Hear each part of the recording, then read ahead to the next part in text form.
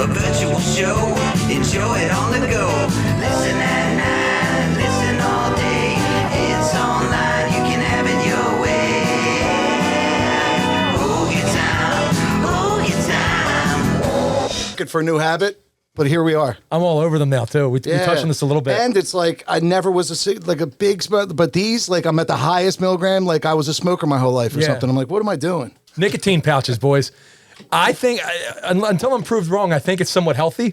It's not like you're getting the nicotine from tobacco with all the carcinogens and stuff. I agree with you. It's Keep just going. pure nicotine. Sounding good to me. So it's just a self-propelling habit. There's no reason to it. It's just flavor. The podcast and it's something is to do. sponsored by that. No, soon to be. 9 milligrams. Well, welcome everybody. Thanks for listening to Hoagie Time. We got a couple guests. If you would introduce yourself to our fan out there. Me. Yeah. My name is Tim Malcarney is the last name, and I'm friends of Brian here. Our good friend Brian Seymour is back in the studio, ladies and gentlemen. Thanks for having me, A guys. return guest. Appreciate it. Yes. Yeah, and Tim's got a great band over on the Jersey side. What's that band called?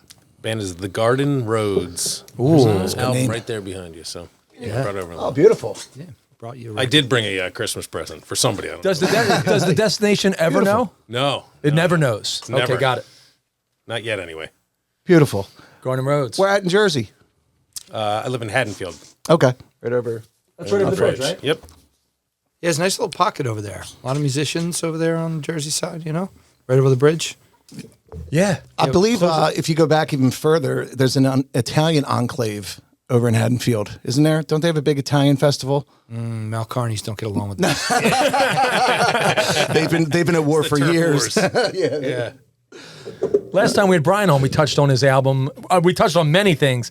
We spoke a lot about the album American Courage, how that came about. Yeah, and I re-released it as a vinyl this year. You did. I was at that party. What was the name of the coolest place? What was it called? Yeah, 48 Record Bar. 48 Record Bar. It's on top of Sassafras. Correct. In Old City. Yep. And the idea is, I don't know if I told you about this, Mike. No. It's a listening bar. So it's this cool, dimly lit bar, right? Like nice, handsome wooden bar, all that. But it's set up with like a really nice, high level stereo system. And the idea is they'll put records on and you listen to the record and you hang out. Very sophisticated, very, That's awesome. very cool. But Brian re-released American Courage as the vinyl version of it. And it included a new song. 2 new tracks. Two new tracks on it. Yeah. Oh, beautiful. Yeah, the Joey Sweeney opened that place. Joey Sweeney from the old Philly Weekly fame, Okay. writer. Also a prep guy. Yeah. St. Joe's Prep, an alum, a roots prep run man. deep. He said it was just a storage, like they just used it up there to, cut cocaine, Yeah. I don't know if we could say that on Yeah, the we podcast. can say anything we want there's, here. it's no holds barred here. Our fans are all right with But he it. says, yeah, there's nothing on there. And it's like they found this sweet little space he'd been looking for it forever. And yeah, he doesn't call them DJs, he calls them selectors. I love that. So that people select the records. So I'm here to promote a show this month coming up next week, but also Richie and I are going to be spinning, Rich Kaufman and I are going to be spinning records. We'll be selectors at the end of January. Oh, that's beautiful. Yeah, and play some folk and all jazz up to you? There's Yeah, nobody yeah. kind of like He's like, bring quarterback. your records. Yeah. I'm like, well, I mostly have Duran Duran, but I said, You can't go wrong there. yeah, I could borrow some. So what was the thinking between in releasing the 2 tracks? Were they not ready in time for the, like, what was the thinking in letting those 2 tracks on the vinyl Yeah, release? it's a great question. I mean, when you start with a record, I don't know how you guys do it, but I start with like 20 tunes, and then whittle. And then what are we going to record? And usually we record about 10 or 12. Recorded 10, decided we had, good 8 songs, so we kind of let 2 just kind of dangle. Yeah, they didn't quite fit, we started doing the order and see where they kind of fit in. Do you remember a song, one of my early records called I Got This Job? Sure do. Yeah, Lie. So I'm working on that. It doesn't sound anything like that. Really? Yeah. You've done this to several songs. Yes. You've reimagined them Songs and re-released. And Never done. They're not, they are never done. That's true. So, You're going to be the only one that's going to be upset. You'll be like, that's not how it goes. I'm a diehard OG. Seymour fan. So 2 of them just kind of took shape in the meantime. Yeah. And the other one, probably best song I ever wrote is called. And you left it off? Was that hard? This is the one I wrote in between. Oh, okay, gotcha. And yeah, wrote it on the piano. Kind of found this interesting kind of melody that I liked. I thought it was going to be like a COVID song, and it was going to be like it was going to save us all. Turned out to be a divorce song. You know, I get divorced. And it saved us all. Very sad, but Yeah. it saved some of us. Yeah. But yeah, it was just a song about kind of really this challenge of kind of what do we do now, you know? And That's it's called cool. Before Time. So doesn't everybody say that? That opens the vinyl, right? Before Yeah. Times, you know. Is that the first track on the vinyl? Yeah. So I was at that release party for that, which was great. And I bought the vinyl that night without having a turntable. I said, one day I'll get one. Well, I got one in the meantime, and I was able to put together quite a nice hi-fi system. And You're hooked up now. I'm completely hooked up. I went pretty nuts the last couple months putting pieces together. Anyway, I was finally able to play this record properly. That Before Times that opens up the record seems completely at home there. Yeah. It doesn't seem like you tacked it on at the end.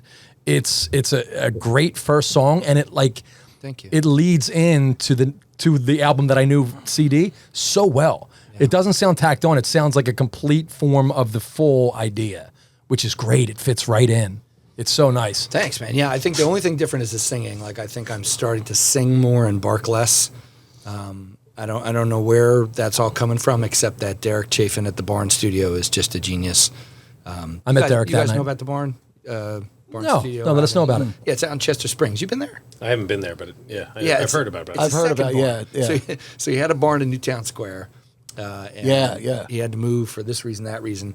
Got another barn and did it right, like really rehabbed it. And the key theme of both places is that the control room is separate from the cutting room. So when you're up there cutting, you've only got them in your cans. You can't You don't see 'em. him through the. Oh, there's through the none of that glass. window Yeah. interaction. And it's kind of cool. Like if you're that kind of artist and you like that separateness. you Yeah. know? What do you feel that separateness brings to it? Is it just, are you cutting live as a band? No. Some stuff? It's Well, just, some stuff we do. Okay. Yeah, but mostly we do it track. So we'll do a live take and then build off the piano version. So usually, like if I write, I've been writing on the piano. Yeah, I was going to ask because Yeah. you said that this you reimagined this first track on piano. Yeah. Do you normally write on piano, or do could it now. be guitar or piano? I do now. Is it because there's just more notes in front of you? There's more available. Well, Like there's 88 keys. Yeah, Mike, yeah, I don't right. know if I know all those notes. yeah, but they're there, and you don't have to put a capo on to get to the easier way to do it. You know what I mean? Yeah. So I always, I'm interested in like. I don't play piano well enough to write on piano. I've tried. Yeah. And I did write that one song, 9/11. 9/11. I am going to finish it one day. But if I did have the, to imagine everything you could do, it's all kind of right in front of you. Yeah, and Bob Dylan used to say that if he got stuck, he would just capo stuff, change the key, get out of it. When I started writing on the piano, it was a similar kind of thing. I wasn't thinking about the patterns that I had on the guitar, just totally jam me up. And because I wasn't trained on the piano, I've had two different people tell me that I play the piano like nobody else. I was like, that sounds like an insult. That's great. That does not. you have sound such a unique voice. Yeah. But so I kind of learned a little bit differently. And then when I started this whole Tom Waits thing, learning all the Tom Waits songs, he doesn't really play the piano like anybody else either. He plays all black keys. He does nothing like anyone else. Yeah, That's the it's all beauty. E flat, B flat, and Yeah. F sharp. And so once you kind of get his patterns, you're all about it. But the writing, it changes the way you think. You visualize the notes. Yeah, it's kind of, yeah. Because you can slap a capo on anywhere, and you're still kind of, the muscle memory is still going to find its way through, at least for me. Yeah, sure. Like, cool, I it's think I'm that's still going to go to everyone. the A minor after the C, something like that. Yeah. The muscle memory's still there, but with piano, and that was your start playing piano you learn it for, or was it just kind of something you messed around with at home, and then it became the Tom Waits thing? Yeah, like we babysat a piano when I was in high school for my aunt. Yeah, my family did Left us too. with But it piano. became like a picture frame holder. For, So I learned stuff. I tried to learn. I took lessons, but I would be playing, and he'd be like, "Where are you on the sheet music?" I was like, "I don't know." I would just learn stuff because Yeah. I had already knew music. So I really just learned chords. So then when I got a piano years later, I got a piano from Stargazer Lily when they went out to California to write. They were going to take over the world. They did, but it's for another podcast. All right, let's Yeah. We're already thinking ahead get 'em to, on here. to part Yeah. 3. But yeah, they gave me their piano. So then I had a piano for the first time, like kind of in my house. I wasn't working. I was playing music, was teaching a couple classes. So it's just like me and my dog, just like working the piano, just figuring it out. you Yeah. know? And then I went a couple years without it. So like now I'm kind of back to it. And Right. You learned in a way like John Lennon, Paul McCartney, Bruce Springsteen, like they learned piano. If you can tell from their playing, they're not piano players per se, like Roy Bittan would be, like, you know, like but they learn in a way that's very real emotional, like Tom Waits. Like he might not be doing what, you know, someone who's classically taught would do, but man, do you feel it? Do you feel like that weird chord or dissonant, like, or sustained hold that shouldn't be as long as it is, but it is because he just feels it. You know what I mean? Yeah, I think ultimately, like, that's the goal. It's not about like a pattern or making people feel something. Yes. Yeah. I forget who it was, some guy from the 80s who was big in the 80s, some interview, and he was saying, I don't know what I'm doing. He's like, I don't know what the chords are on the guitar, etc. I just fuck around until it sounds nice to me and it sounds right. Yeah. And he goes, and I don't want to learn. He goes, I'm happy doing what I do because it comes out in a more pure way, and I don't have any habits. I don't have any ruts that I stay in that feel safe to me. Right. He's like, I just bang away at it until it feels right for what I'm trying to do at the time. And I think that's guilty. Yeah. And that's what like messing around on a piano is like. Like, you know. Yeah, that's how I drive too. I don't want to learn. That was you. I was stuck behind then. Now, do you play piano and guitar? No, I do not play piano. I'm a drummer. Drummer, okay. Is my traditional. It's what I grew up playing. But I've always played guitar, and now that's what I'm doing in this band is playing guitar. Okay. So lead singer and guitar. I do the same thing. Whereas I don't know any chords. I know the basic cowboy chords. Yeah. And all the guys in my band now are very, very proficient. And always surround yourself with people. That's the way you do it. That's been my motto since day one. Absolutely. But it's one of those things where people say, you know, it's sometimes strange to me. I'll be playing something, I'm like, man, this is like, it seems so simple, and somebody will pick it up and they're much more trained. They'll be like, wait a second, it's kind of weird the way you're doing it. They find something in it. The only reason I'm doing it that way is because I'm just fighting my way through that. You know, Sure. It sounds kind of cool and fighting your way through, but it's not that classically trained or, you know, it's just. And what's your background in music? What did you come up on? I started playing the drums. I mean, like artists. And listening to. Yeah. You know, it's everything. I mean, it's always funny because my music doesn't sound like it at all. But I am I always say my core is the Dead. Is definitely there. But when I really started growing up, what made me play music was U2, early REM, you know, all that kind of stuff. Right. So. I believe the term for that early, like REM, they were the first frat rock, right? In the early 80s, like 82, like when they were coming out of Georgia. It was college rock. It was college rock. Yeah, maybe that was the term I meant. Like that, they were the beginning of college radio. There was no alternative. There was no such thing as alternative. It was college rock. It was college rock, and that kind of grew into what alternative music became. Absolutely. You know, and what XBN and those things became. Like it started with like REM and that like Georgia scene back then. I remember. Did you guys catch the Rick Beato episode with Mike Mills? No, I would like to see it, though. Really, really good. And he goes into their early days, and he's like, there was no internet. He's like, you just played shows. Mm-hmm. You made friends with the other bands. I'll play in your city, you play in mine. And there was no circuit. You just kind of figured it out as you go. And he's like, it was such a romantic time because you've got all the guys in the van, and you're looking at the map, and you're figuring shit out on the map, and then you're stopping for a payphone to check in with the venue, and there was no made a wrong turn here. You just make the venue just in time, and What's cool is they kept doing that. REM kept passing that along because I don't know if you guys know Buffalo Tom, but Buffalo Tom, great band out of Boston, and when they were coming up, REM was already huge, but they were friends with them somehow, and they would go down there and they would just stay at their house. And like, hey, we're on tour, but you guys can crash at our house and do whatever. Right. It's just that was a real cool like camaraderie of like just passing it on. And you mentioned 120 Minutes. That's 106.3 in Jersey, so North Jersey radio station that supported all those artists. It was just like a little house in Eatontown, New Jersey, right next, like literally next to the Parkway. Big antenna going up. Oh yeah, yeah. And Matt Pinfield was there. So Matt Pinfield, like, legend. Yeah. And that's where he started. So I remember the phone number 493-2002. They play your stuff. You know, you call up, you'd be like, "Hey, could you play the Replacements?" And it'd go on like 3 records after that. It'd be Brian Allen. Matt Pinfield became like a metal guy, right? He was alternative on MTV. Alternative right? MTV. He did 120 minutes. That's what it was. Yeah, that's it. Yeah. He was. And one he of knew the first. everything. Like that was his. Like he was like the encyclopedia. His book is fantastic. Yeah, there's no other. Oh, he has a book. Yeah. Oh, I got to check that out. Yeah, it's really good. But having those radio stations was a big deal. On the college radio stations, people would actually play stuff. So you think about the corporatization of music now, where it's just like, radio is the last thing that happens. Like, so when American Courage came out, we were talking about, what's the strategy? It's like, well, you don't really go to radio anymore. My friend in California says you go for the boom boom. Like something happens, and then something else happens. So it's like the radio's like, hey, this song is in an episode of that show, so we should play it. Yeah. Instead of Yeah. the song's on the radio and everybody Almost likes like trying to find nowadays like that 30-second viral clip of the song or something where you can catch it in like a what do they call them, a reel? And Yeah, then like that reel TikTok kind of, and and stuff, the then maybe people then discover the song and then the album. Hopefully, if they can digest all that. That's like, yeah, that's the younger generation at this point. Like they're not listening to radio because radio doesn't have that appeal that it once did. So it's like, oh, this little clip of whatever. Like my daughter's 7 and she was singing "What's Up" by 4 Non-Blondes around the house the other day. Well, that'd be a proud moment. Very. And she sang it pretty well. Yeah. And I was like, interesting. I was like, where did you learn this? And she on her iPad, and it was like a little tiny clip, and she only knew the one line in the chorus, but she knew that. And that's how kids are exposed to it these days. We are lucky that we have WXPN right in our backyard. One of the last. I mean, there is a network of public radio stations around the country, but XPN is like one of the juggernauts, if not the absolutely. leader. Yeah. So it's nice.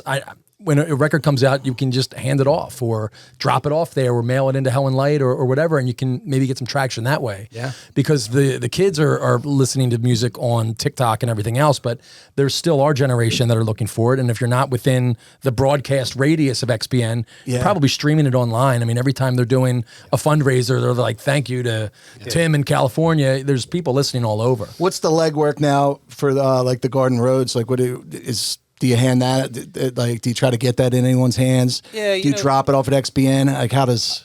Or just play I shows? haven't dropped off there. It's on my list to do. Yeah. It's just been out a little bit, but it's challenging. When was it released? It was released in end of October. Okay, Oh, wow. so Congratulations. recent. Oh, really cool. So the challenging part with it is there's so many. When you talk about how you're going to be played, sometimes you don't even know what method they want the music in. Oh, slow-mo, Like, tell me how you want this. How do you want this sent over? Send Sure. over. Just tell me. Yeah. That's a whole part of the battle. You see that? Yeah. Well, and you're kind of hinting at the DIY thing too. So it's like we're not in the machine. When I was younger, I had management. People be helping out. Now we're kind of doing it all ourselves. And it's kind of a blessing and a curse because you can do it all yourself. Yeah. But it's freaking exhausting. Well, it certainly beats having to go around and hang up flyers and physically mail things out, mailers and all that stuff for gigs like and all mailing that kind of lists. stuff. It's easier to look busy though, doing that. Remember them? Remember those gigs in like yeah. the early 2000s, late 90s? You had a list and people put their email out on the front so they get your mailer.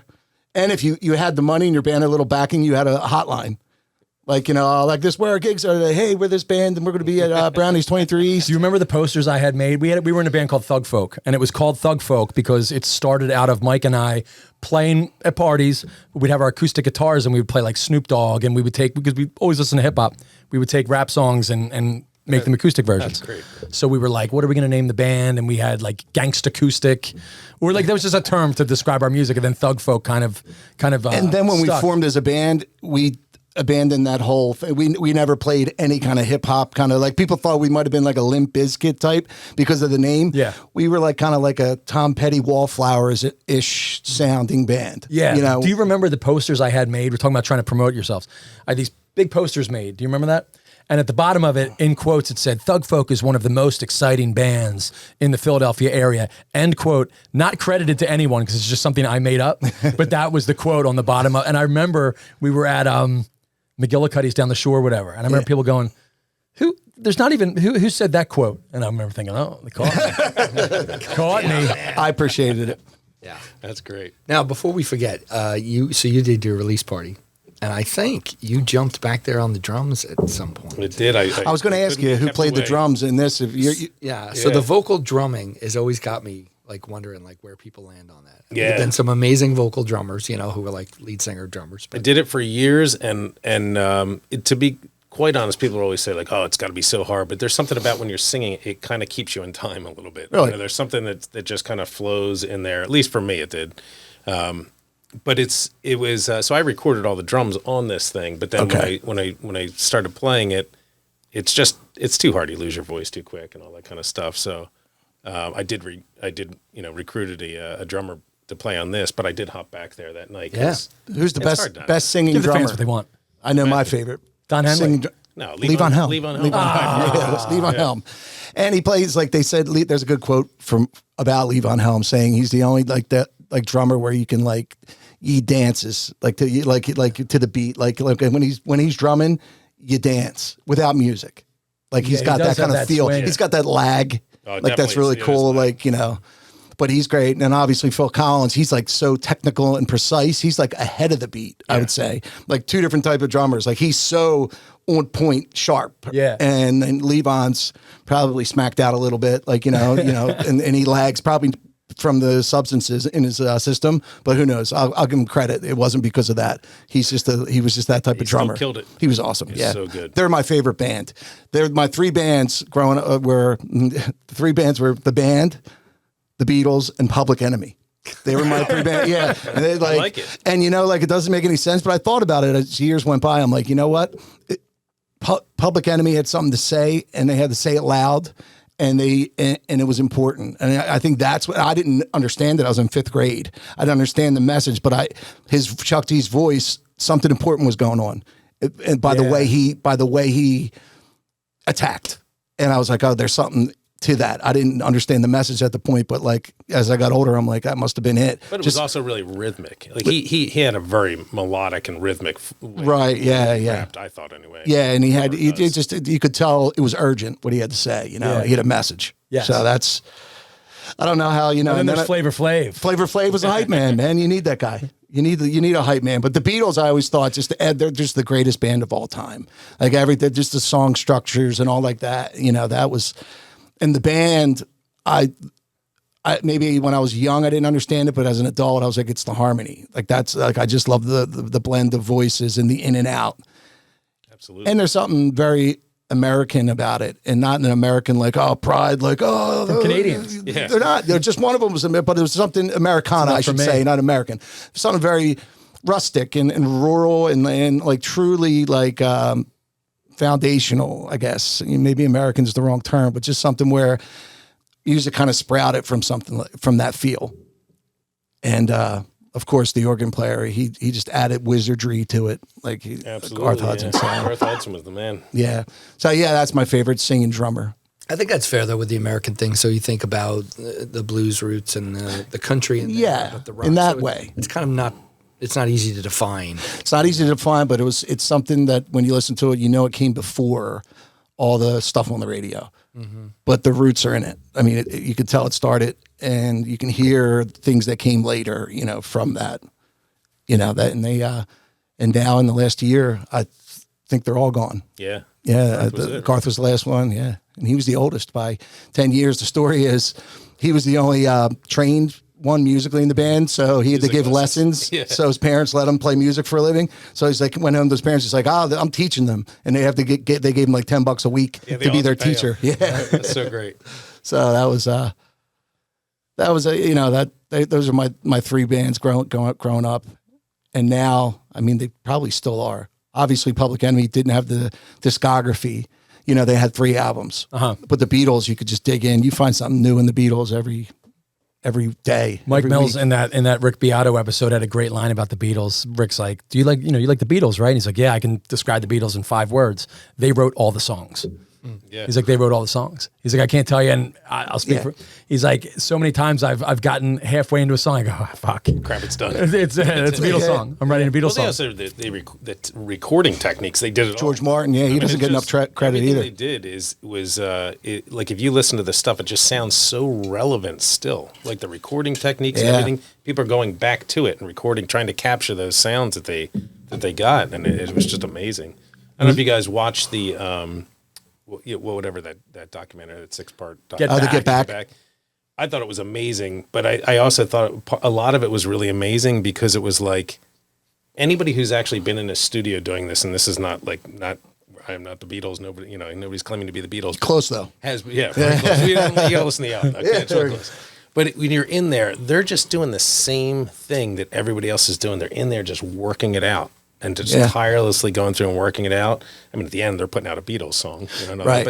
But they're just going through and doing all the motions, writing the song, struggling through, throwing things out, and it's pretty amazing that it's like, even at the end, that product that they put out, it still came from kind of a similar process that a lot of us, go through when we're doing that. And the cool thing about Get Back is too, you see the struggles that all bands go through too. There's always internal kind of thing where like, who's singing this one? Oh, like I kind of want to sing it. There's internal kind of stuff that you got to kind of navigate to be in a band and to stay together. I mean, bands, it's tough to keep a band together. So you got to find the moment, or you got to find like the magic to like get through all that. Yeah. So the other cool part though is that sure. Right. Blow up. Well, what band has? I mean, even the ones that they have to take a break. I mean, eventually, REM drummer had to leave. Like so like who stays together through it all? I mean, you can very few. Very few. There's U2, right? There's 311. Which you don't think of very often. Right. I mean, no, I'm not putting them up there with the Beatles, but you're thinking of like major bands. I'm just saying that Ace of Base, I think. Ace of Base, yeah. Casey and JoJo, Boys to Men, but they kicked out the bass singer. Yeah, baby, I knew you were But cheating. but to stay together, stay together in a band. I mean, are you playing with the full band now, or is I am now. Yeah. Yeah. Are these guys you've played with? We're calling them the world's most adorable band because they're adorable. That's cute. They're all adults, and Richie's kids are growing up, and Rich is like the original punk rocker in Philly. Rich Kaufman was in Electric Love Muffin, did everything, and then was in the Rolling Hayseeds, and they had a big impact on the alt country stuff, bartended at Silk City. The guy's got bona fides, in Philly. Yeah. But yeah, Joe, the bass player, has been in a ton of bands. His kids are all grown up. And then Joanna, do you know Joanna Justice? Is she the percussionist? Yeah, she played with a ton of bands. Great. She's the coolest person you've ever met. Yeah. She's awesome. Yeah, she just makes you cooler, really good. just like being in the room.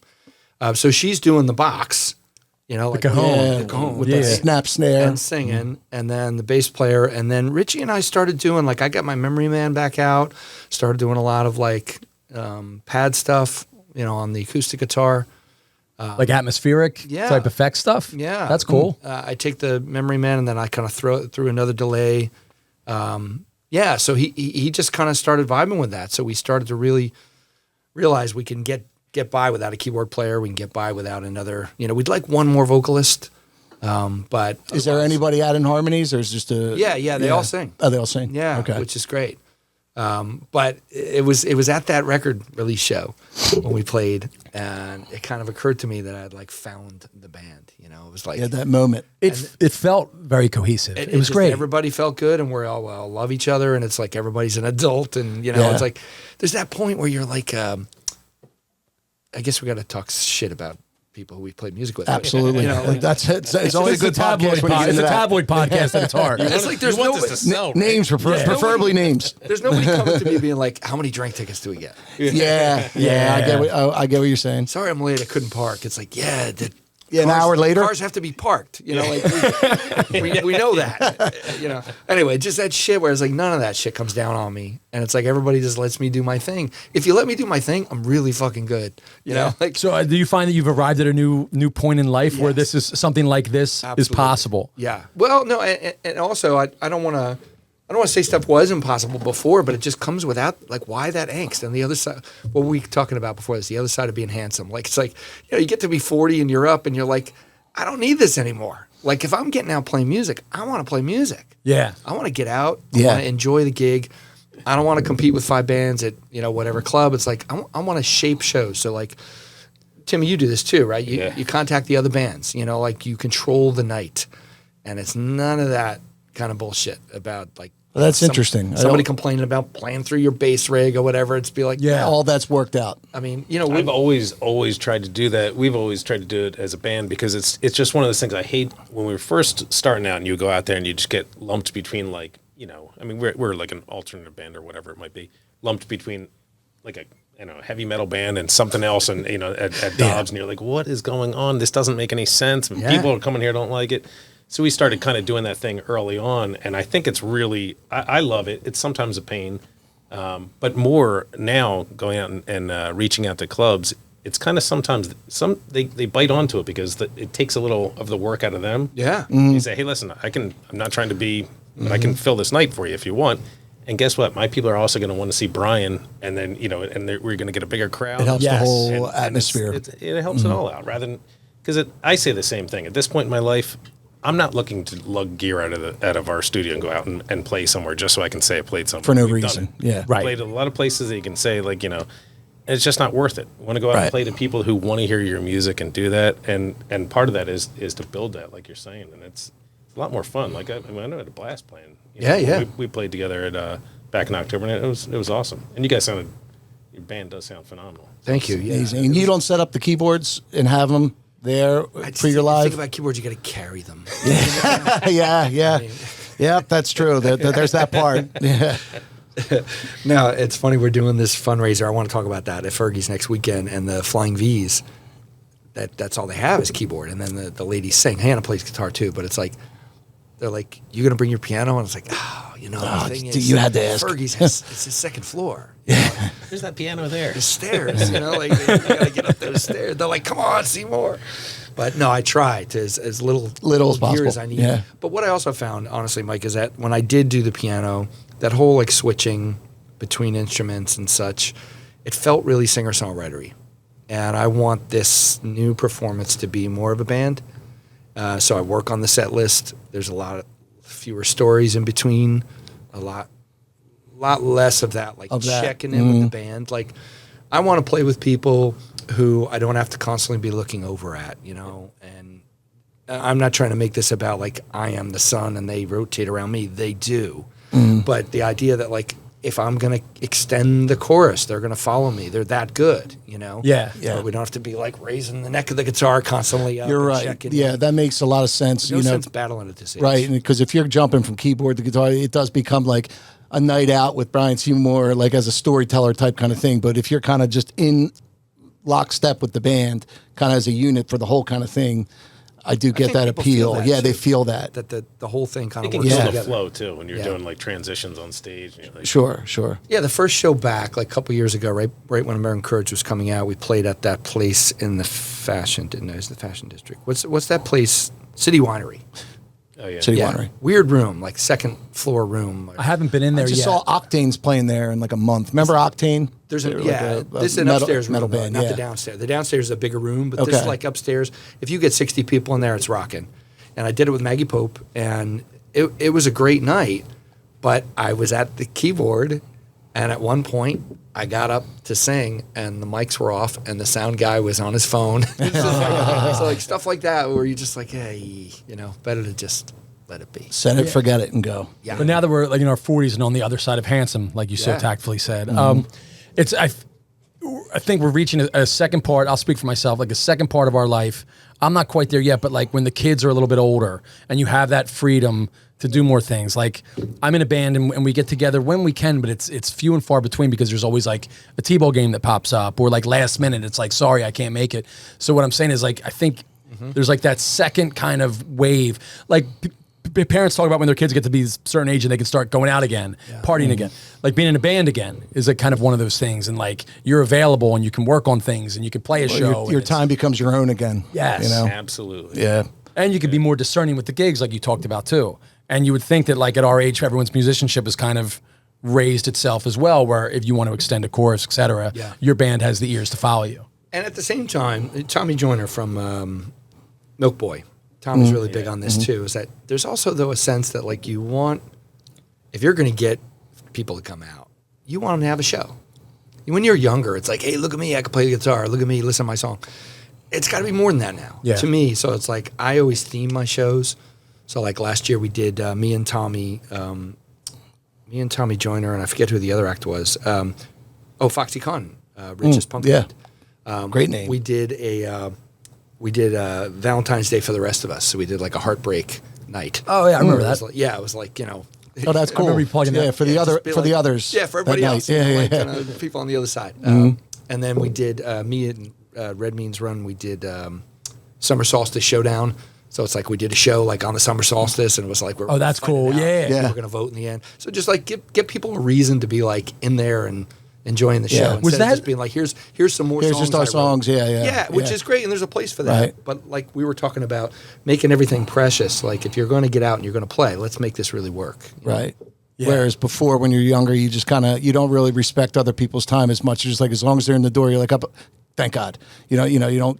Now as you get older, you kind of got to respect what people, have to do to get there. So, to add something like that or like, a theme show, that's brilliant. I had an amazing weekend of music at Ardmore Music Hall. So you say you put on a show. So Friday night I was there and Hoots and Hellmouth performed and it was like their 20th anniversary. Yeah. So that was great. So they had, I remember them being like hot 10 years ago or so. Then I don't know if they took a hiatus. Like 15, 20. I really don't know the whole story, but I mean, apparently they took a hiatus or whatever, and they came back, and all their fans came out, and they had a great opening band too. I think they're called the Tisberries. Oh yeah. They played and they were awesome. And then Saturday night, talk about a show. It was Tom Hamilton and Friends. Tom Hamilton's the guitarist. He was from Brothers Past, and now he's in Joe Russo's Almost Dead. And they had two opening bands. The Muskrat Flats, our friends were there. They killed. And then I think the second opening band was called Heaven's Man, and I'm sorry if I got that wrong, but they were great too. Then it was two sets of Tom Hamilton and Friends. Tom's been in Brothers Past. He's done he does the jam thing as well, but he also has his band, and it's singer-songwriter, but not in an acoustic sense. Yeah. It's full-on electric guitar, maybe Ryan Adams-ish. Not to say it sounds like it, but same idea. So first set was that with his current lineup, and in between all the bands, anytime there was switchover, Aaron Magner, who plays keyboards in the Disco Biscuits, they had a riser set up and he had a piano and he was doing instrumental improv, and it would go from a Christmas song and then he would morph it. He morphed it into like Life on Mars by David Bowie. Then he would morph it into something else, and I could hear him. He was playing some Keith Jarrett stuff at one point. But that, like, instead of watching the band switch over, everyone was on the swivel watching him play piano. And then the second set of Tom Hamilton was a Brothers Past reunion. Brothers Past was his band he was in until like 2007. So it was like the 20-year anniversary of their album called This Feeling's Called Goodbye. And he had Tom McKee, the original keyboard player from Brothers Past, who also plays in his current project. They had Clay Parnell, the bassist from Brothers Past, back on stage. It was great to see him. And they had, I forget the guy's name, but he's the guitarist in Cage the Elephant, and they're friends with him. He was on second guitar. And they had Joe Russo as a drummer. You might know about Joe Russo. He was on drums. Their original drummer is not available or whatever. So Joe Russo learned the album, and that was a big deal. And they nailed it. And I used to see them every week in like 2001-ish. Yeah. And it like was such a time capsule. And I was with my old friends that our only connection is Brothers Past, and I see them once a year, but here I am with them again. Like it's 20 years ago, and it was just such a great, inspiring Music Hall weekend of music. Yeah. That's a great place for that too. Yeah, and it also was a cool look at how a band, like you mentioned, how you're not schooled, but you have band members that can fill things out, how a band can really bring magic to a song.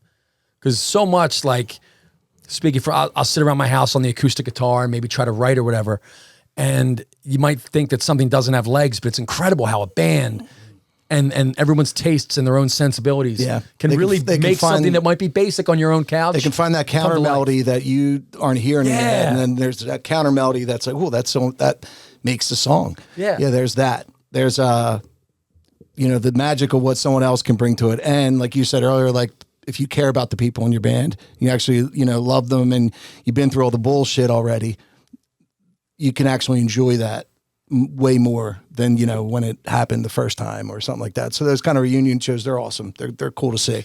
And it's the live performance, and it's also, we were talking before about George Martin, the recording. So that's why I was mentioning Derek before, because sometimes you take something, do a little piano vocal, you have a meeting about it, what can we add on this, who can add to it, So definitely a song can evolve if you give it room. Yeah. A lot of times people go in the studio if they've been on the road when we were younger. You'd tour and you'd play all your new stuff, and then you go in, you dump, and you record it because you've already got it fixed.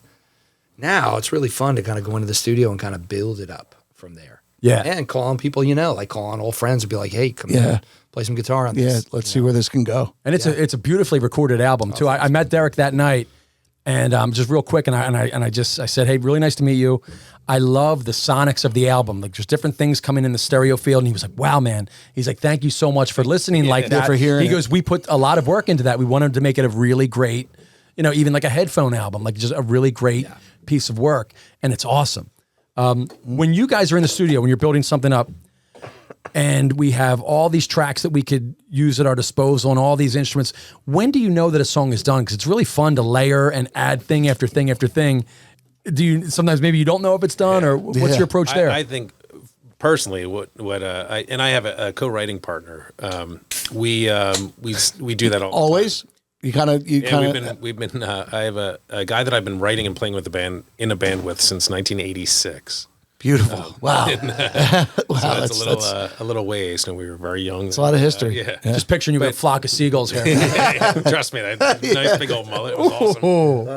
Nice. But we record a lot of layers. I do a lot of layers of vocals. I mean, even on this thing, there's a ton of them, and I can't recreate them live.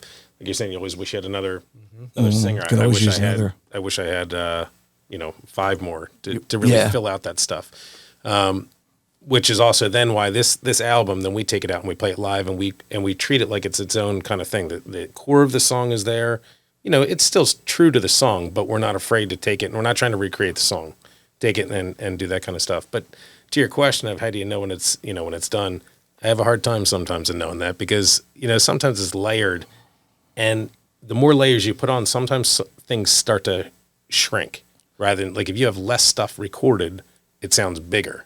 You know what I mean? Yeah, you can overdo guitar it. out there in a room, that could sound huge. You have 3 guitars on there, and all of a sudden it kind of starts to just shrink a little bit. Right. And so that's kind of the trying to find that happy trying to always medium. find it. Yeah, where you're not overdoing it to where you lose something in the magic. yeah. But I do think there is a point when when I'm in the studio and I'm recording something, and I have songs and an album coming out and all this kind of stuff, I listen to it a whole lot, and I the nuances of everything. And there is a certain point when I think like I think I'm now doing damage to this song by listening to this some more. Yeah, that You happens. just step Yeah. away, Yeah, and then and then you see what happens. When it I don't comes to step remember back. what novelist said it, but they said, writing, a book, it's never done. You just got to let it go. Yeah, that's exactly. So you mentioned before, like, I revisit songs because I was young when I wrote these songs, and I know a lot more about songwriting now and a lot more about life. So it's like I got this job as a good example. It really made sense when I wrote it, and I remember playing it at Chennai in New York City, and like this girl comes up to me, she's like, "This song is an anthem," and whatever. And I didn't get her number, but but this whole idea that like it worked then, so why wouldn't it work again? So when I'm in the basement in the pandemic, and I changed the chord structure a bit, kept the chorus, but then really needed to rewrite the verses because the verses were just cringe for at least where I want to write lyrics now. yeah. And that record sold a couple thousand copies, like, from the stage when I was younger. But that audience is not going to be upset if I rewrite this tune 20 years later. Is it about finding a new audience? Maybe you are going to be upset. I'll let you know. I'll let you know. But you've mentioned this to me before about like some of the early songs that I wrote, and I'll say like certain lines or something. I'm like, they make me cringe now. But then you've said things like no, like that's the vulnerability and rawness as a 20-year-old, Yeah, it's a thinking like snapshot. that maybe like this girl is the only girl you're ever going to meet. Like that when you redo that now, you're like, oh, that's so pitiful. Like, but at the time, there's something in the magic and your heartbreak at the time that made you say it or sing it in a way that like kind of resonated with people. So you kind of find like I've through that kind of like also thought like, all right, like don't be so hard on yourself for some of those silly lyrics, because at the time you were that age, Sure. and and somebody at that age also felt the way you're feeling. So like now, of course, that comes off that way, but I'm not talking about burning the tapes, though. I mean, the iterations are all out there. are all out there. Yeah, to keep Yes. them out there. Because that's what I wasn't doing. I was like, no, I'm going to rewrite it and do it this way. It's like, it's the part of that song that was good was the vulnerability, Yeah. So are there some songs, say like on the Big House album, that you just don't play anymore, like for a reason? And what's the difference between a song that you decided not to play anymore versus a song that you decide to reimagine, rather than just leave it anymore. tucked away? Thank you, sir. Yeah, Sure. that's a good question. I think, It's really smooth. It is. I think Warming. Smooth. Yes, please. Thank you so much. Yeah, it's very Appreciate it. That's great. I think if you think you've written your best song, you're done. So I always think that the best stuff is next week. The next. It's on the that's a piano. great way to- It's there. So for me to revisit a song, it must mean that I want to kind of really do it right. I mean, when we're younger, you think about the studio. When you're younger, you let other people influence you a lot. So people who are at the controls and people who are recording, and the money runs out, and some things are done because you're done. Now, with the luxury of infinite tracks, digital, and with, like you were saying before, more experienced and, knowing the right way and the wrong. Derek knows what he's doing. He's, years and years of experience. It just gives you that sense that maybe this is worth the time to kind of go back to do it well, to kind of like give it that chance. Round it out. That it didn't have before. Maybe some production choices that kind of don't fit the vibe of the song, or And maybe I'm the odd man out here, but it's like I decided about 25 years ago that I was not going to learn how to work the board, because if there was one or two projects that I worked at home with the software and the mic, and I didn't sleep for weeks. Yeah, it would eat you up. Yeah, I decided, no, I'm a songwriter and a performer, and I'm going to let other I'm people. going to leave that. So I empower Derek. I don't know if, again, this is going to shock the audience, but I'm not there for my mixes. Derek mixes, and That's what he does. Yeah, we'll talk. You have that trust, and Yeah. you're so I'm right involved about in like every step of the way, but I don't want to be there to talk about the bass drum. Yeah, you're so right. Though also when you're 20s or as a young man or a young writer, you see somebody at a soundboard, they're like, whoa, they obviously have so much more. So you just kind of give that to them. And with time and with kind of learning your craft, you realize like, oh, like, no, I would have done it this way. Yeah. And now I kind of have that. I have the tools. So you can. My friend Don Coney used to say, there's always going to be that one guy who was like, hey, can you turn the floor time up? Yeah. Oh, And yeah. he's like, he would spin, Always. He would spin Always. his chair and he'd be Without like, fail. yeah, if you want to ruin it, I could turn it up. It's like, you're paying me to do this, man. Yeah. I Without want fail. to circle back because we talked about Derek and the studio at the barn. So the barn studio is in Chester Springs, like horse country out there. Mm-hmm. It's actually run by animals. No, it's not. Derek is such an experienced. He's such a great performer. He's a great singer. He's written great songs himself. So he's got so much music industry experience, and he really works hard to make that place a place you want to hang out and a place that's comfortable and very little bullshit. So I was like, "Tell me who you want me to say has records coming out." He sends me this list. please. So I'm Beautiful. like, well, actually, I'll just say Duran Duran. He said he's got new records coming from Chestnut Grove, the 29ers, Brothers Starling, Donnie Wilkins, Ben Levitt, Athensville, Brandy Chesner, Owen Valentine, and Maggie Pope. That's a lot of people, right? Yeah, Wow, man, he's doing busy. all those Yeah, right I now. know two of those bands well. He doesn't sleep a lot. Wow. So, it's one of those places that like a lot of people, it's outside of Philly, but it's such a style place. It's a place that you can go. He's going to sit there and talk to you about your vision and kind of board it up instead of just being like, all right, let's throw a couple mics on and see what we get. And does he do it by the hour? Does he do it by the project? Is everything kind of like particular to who he's working with, or does he have kind of like? Yeah. How does he bring people in? Like, if you say I want to come in and lay down a track. Yeah, he can definitely do that. Yeah. But I think it's really project-based. Project-based. Because, Okay. as you can see from the list of people there, it's like, it's not the kind of place where he's just going to be doing a lot of demo work. Right. He's going to be really thinking bigger projects. So he's thinking of the artistry of the album. Yeah. Yeah. Yeah, and he really loves the album. you Yeah. know? Right. Love that. Pete Humphreys moved out to the burbs out here somewhere. So Pete Humphreys Masterworks from the old days, Yeah, I in remember Philadelphia. Pete. I think he- And Pete masters a lot of his stuff too. So it's a nice kind of network of like kind of people who are thinking about your music constantly. Yeah. Thinking about like how to make it better. So I appreciate Right. what you said about the record, but it's no accident that it came out sounding so good. That's great. And I agree with what you say about not like, you don't want to be there for your mixes, et cetera. Like, I'm very big into like, everyone has their own specialty and they know what they're doing. Right. And it's kind of like, I'm not going to tell my dentist what to do. Either, like I've tried and two false teeth. Your song "Like a Vine," I really love the video. Well, thanks, man. Are they home videos from the old days? Like, are they people that are connect? Are they your actual family? Like, say you're. They could be, right? Yeah, like that's how I Yeah. feel when I watch it. I'm like, wow, this is like, you could tell this moment was a core like memory, and it might not even be, but it comes off that way to the listener. That like, wow, this is something like that started from not just your life. Like, our lives come from lives before our lives, and like how like our parents met our parents, and they were parents before their parents. You know what I mean? Yeah. And it comes together in that black and white kind of video. I thought very well done. Thank you. Was that on purpose? Yeah, and I got this beautiful guy in California, Greg Stewart, who is a songwriter. He's one of those guys like in California, signed and dropped.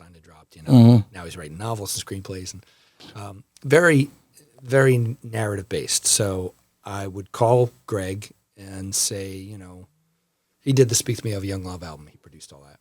I'd say, I got this idea for a video for Like a Vine, and he gave me the idea of doing the home videos projected onto me.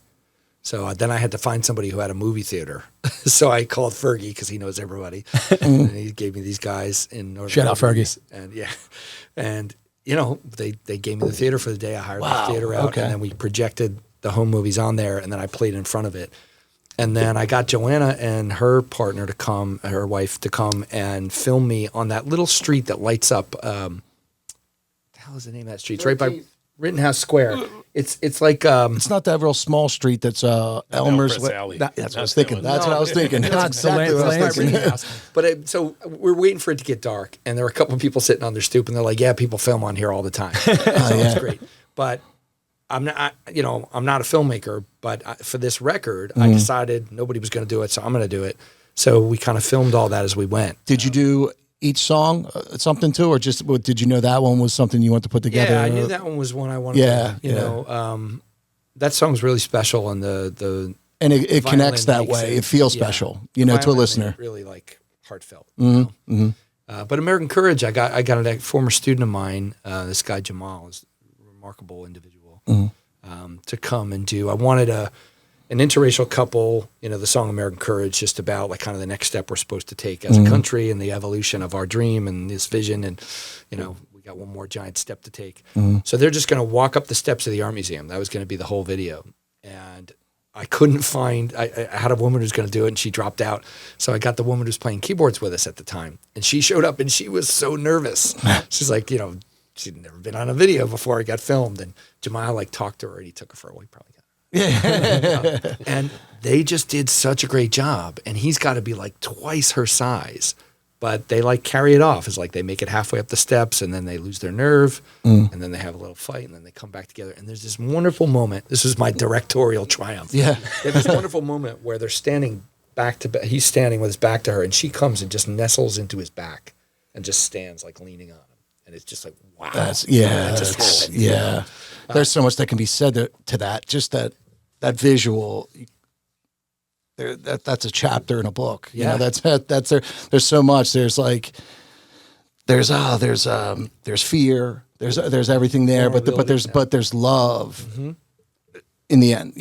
So that's awesome. And we did the stop motion thing. So the guy in California again was like, you got to do stop motion. So they had to stand there for 10 minutes and let Philly go around them. So it's got 3 stop motion sequences. Jamal moved his head a lot in one of them, but the other ones are really good. And he's just Philly people. They didn't care. They just went on with their lives. Right. We've got this big rig set up with the filming, and you can see this one guy in the video comes up, does the little Rocky thing, he's doing some punches and shit. Keeps turning up in there. I'm like, get out of the shot, man. We're gonna link that to this episode, Like a Vine. So you guys can see it. It's really worth a watch. It's beautiful.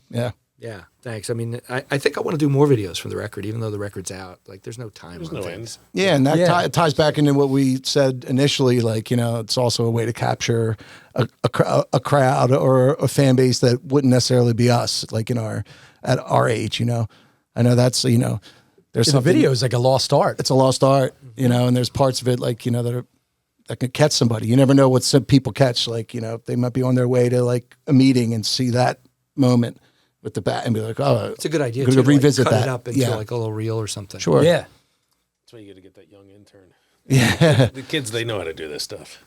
Yeah, but don't do what that Michigan coach did, the Michigan football coach. No, with the intern. Don't do that. Yeah, we'll leave that part out. Tread lightly. Strictly professional. Yes. Bringing people out of hiding, this show that we're going to do on Sunday is the 3rd time we're doing this gift song event at Fergie. So it's a fundraiser.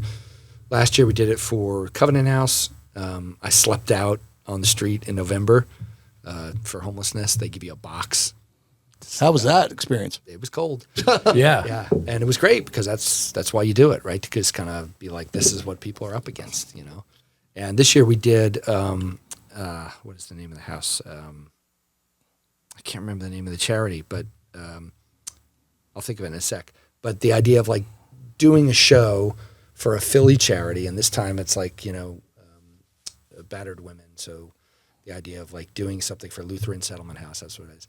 To try to find a way again to always kind of keep the money kind of in Philly and keep these people who are longtime performers who have each their own following and bring them together to do something. That's my theme, right? I want to do something. Something. So it's like the gift song event is like people get up there, we encourage them to have 3 songs, talk about maybe a song that they either got for Christmas or they gave for Christmas or like their brother's album that they stole or whatever.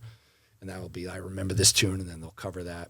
And then if they've ever tried to write a Christmas or a holiday song, they play that, and then usually a cover. So people do like 3 songs. And this year we have Ben Arnold, John Fay, the Flying V's, Lily Aniel, and from the Tisberries we have Tyler S.A. from the Tisberries. Is he the singer? I think so, yeah. They were great. Yeah. So it's great, so we've got like, the reason I stumble on that is because Sean Timmons, who I run it with, books as well. So like I book some, he books some, we kind of bring it all together. And he This is this Sunday coming up. This Sunday coming up at Fergie's 4 to 6. It's almost sold out. We've already sold like 35 It's a ticketed? tickets. Yeah. Okay. Again, just for the fundraising part of it. And we'll have tickets at the door too, just so that people can kind of contribute. But it's not a big room up there. No. But just to see like people that you respect, like, like John is a great example. John Fay is like Mr. Philly scene. He's always there. He's always around. And like just to see John come up there and like tell a story from the heart, and just here's what I remember and here's the stuff. Sure. And people come up with surprising things. And last year we had, God, I'm going to forget his name too. This is the worst time of night for me. God, I don't teach at this hour. We're on the other side of handsome and forgetting things. Chris Casper.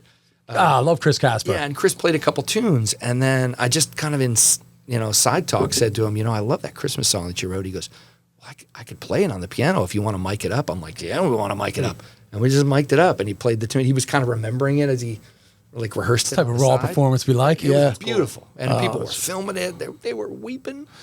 Wow. And Fergie sings every year, so Yeah. last year he sang a Slade song.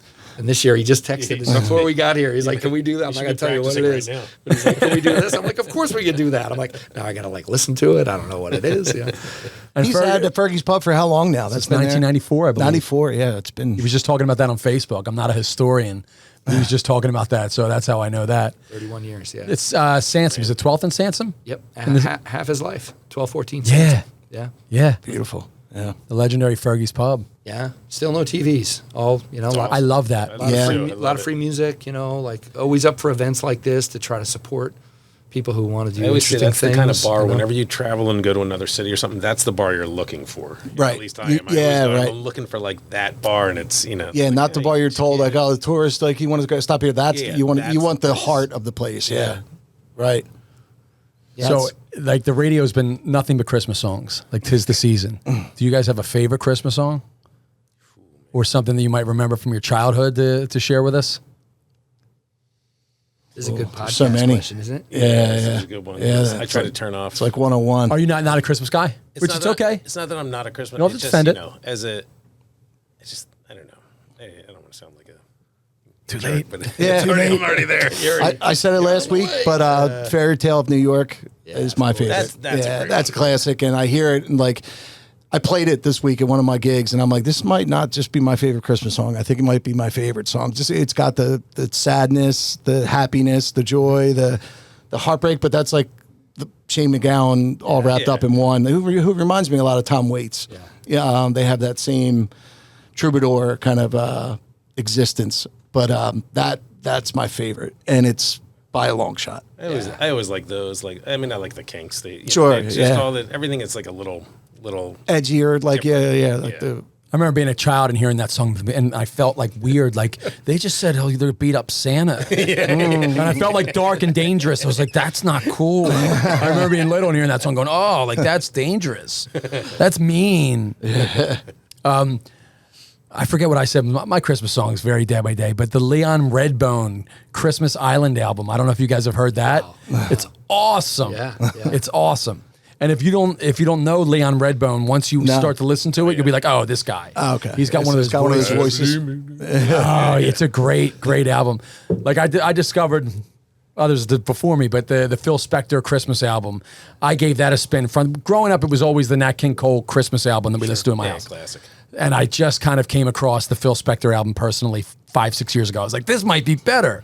I love this. And then Leon Redbone one I heard last year. I was like, this is up there too. Yeah. What about you, B? Any Christmas songs? There are people doing new stuff. So there's a band called the Ravenettes who I discover every Christmas. They have like a new Christmas tune. Yeah, I think it's admirable if people try to like write into that space. Yeah. I've tried. Yeah. I tried to corner the Boxing Day market. I wrote a song called Boxing Day. Yeah, you might. My favorite Boxing Day song. You are my favorite Boxing Day artist, actually. I've heard that song.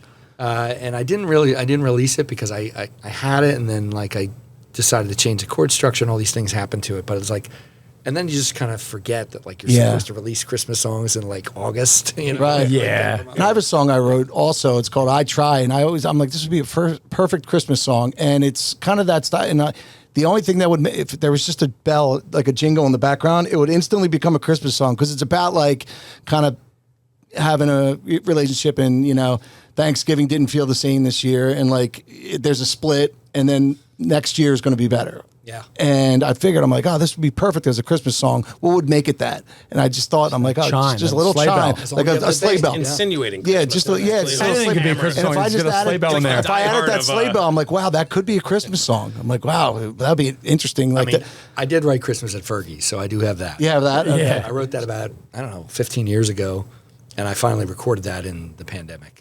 So that got a little XBN play, which was nice. I remember Fergie saying he didn't even know about it. All right, we're gonna link that too. We're tried it. gonna link. And he that. heard it? And he heard it, and he was like, what is this? Yeah. It's fantastic. So I'll play that usually as the last song in this event. I always play Christmas at Fergie's. And I remember people telling me, like, who listen to it outside of Philly, they're like, it's so specific, though. It's like, yeah, it's a Philly song, Yeah, Yeah. you'll be playing at the event also. I will, yeah. Okay. So I'm kind of hosting it with Rich Kaufman, and Rich and I'll do 3 songs. So we'll do one of his memories, one of my memories, and then we'll play a cover together. And that's the format for each artist. playing. Yeah, it's just Richie and I kind of share, and then Rich and I'll take turns with Sean introducing all the artists and like telling a little connection about them as well. It's a real love fest. That's cool. It's one of my favorite nights. Do all the artists get together at the end and sing? Do they know it's Christmas time? I shall be released or I shall be something like released. that. And then do they know it's Christmas I shall time? be released. It's Christmas time. Every holding their gig finger in like their that ear. should be ended with "I shall be Or released." people to a mic. Yeah, Yeah, a lot of that. Yeah. that's cool.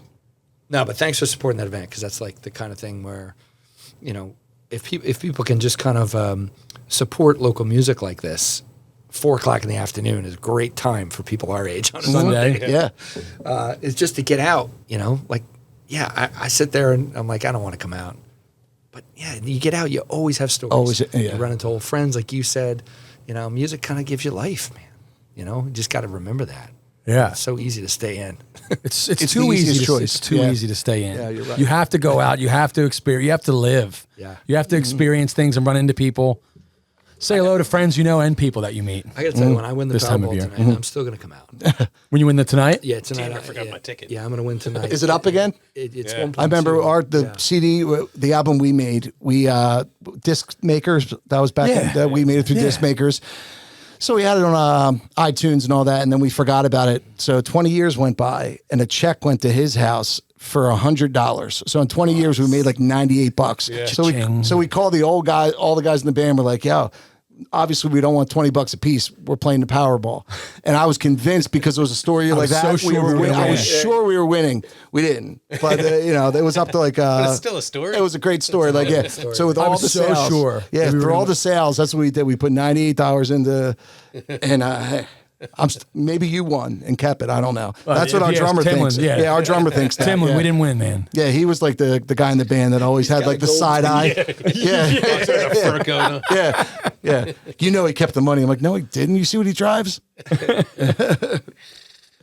What do you have coming up in the new year? Oh, yeah. Got Kung Fu Necktie on. Oh, on I used to live right down the Valentine's Day. street from there. Yeah, it's a cool venue. Yeah, it's really cool. Kung Fu Necktie, right on Front Street, right? Yeah. Yeah. Right on, I should know the address because I just put it on. It's right around the corner from Johnny Brenda's. Yeah. And the L Bar. Yeah, it was one of I've my never been. spots. I love the name, Yeah, Kung Fu clearly, Necktie but is cool. It's a cool venue. Upstairs Yeah, or it's a cool downstairs? Downstairs. Yeah, downstairs. Downstairs, yeah. Yeah, it's good room. It's actually on Valentine's Day, right? Yep, on Valentine's Day. Yeah, so we'll be doing that. We're doing some thing called Elephant Talk. It's some festival in Atlantic City in April, and then it hasn't been booked yet, but we're going to be at the Ruba Club at some point in time in I think May. So Very cool. yeah, The Garden Roads. Yeah, we'll have all the link to your album, everything up for the episode when we drop it. So Awesome. be great. What do you come up in the new year? So Richie and I are doing the song selecting. Right? Song selecting at the 48 Record Bar. We're going to play some songs as well. So that's the last Wednesday of the month. It's hosted by John Hulan, John Train.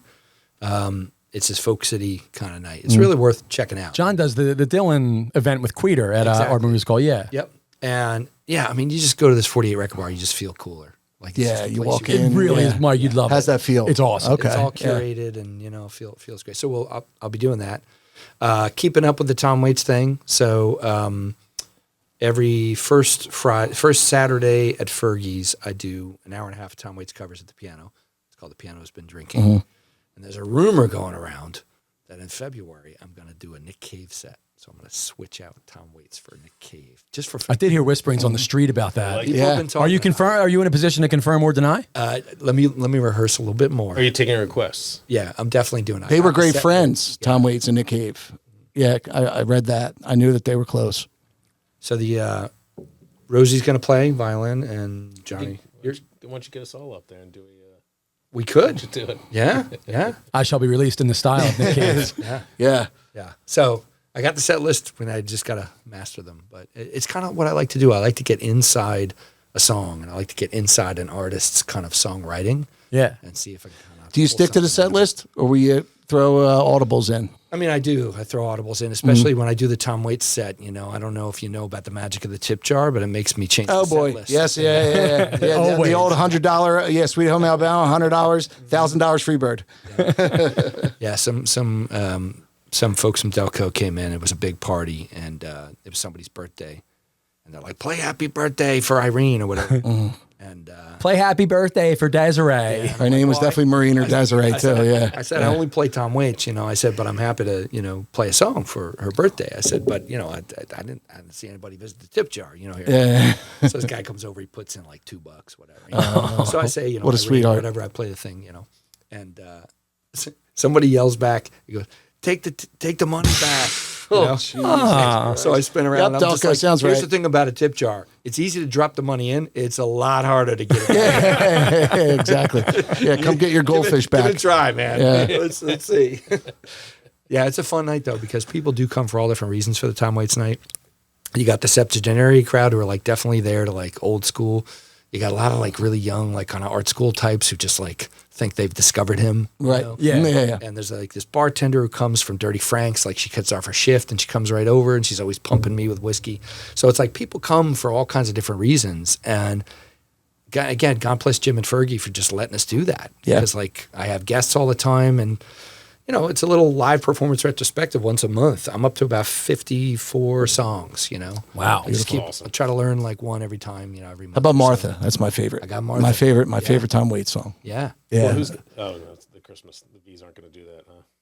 Yeah, probably not. Yeah, the Flying V's are on this show next week, and they are, I don't know if you've seen them perform. I haven't. But they just, it just stop you in your tracks. Everybody in the room's just like captivated, It's fantastic. That's incredible, and they're part of the benefit as well. Part of the benefit as well. And Still tickets left. And they have a record coming out too, so you should check out the Flying V's. Still Okay, tickets available. Again, just if you swing on Fergie's website or follow us on. Is it a good idea to show up at the door or try to get? Yeah, there'll be tickets at the door as well. All right. Yep. Yeah, And you Fergie's said- on a Sunday afternoon, 4 to 6, the 21st. Fergie's website. Is there any other way? Fergie's website and just Instagram. You can follow me, Seymour Vox. Okay. Yeah. That's SEYMOURFOVOX. That's right. All right. Do you have socials that you want to talk about, Tim? Social media we can reach out on? Yeah, the Garden Roads on all the different socials, Facebook and Instagram, all that stuff. So the Garden Beautifully Roads. done. Yeah, thanks. Check out the new album called Destination Never Known by the Garden Roads. Yep. And of course, Brian Seymour's newest release, American Courage. Nice play. Well, Brian, Tim, thanks for coming by. Really appreciate Thank it. you guys. appreciate it. Definitely. It was awesome. Beautiful conversation. Yeah. Merry Christmas to all. Merry Christmas. Good hang. See you next week. And to all, good night.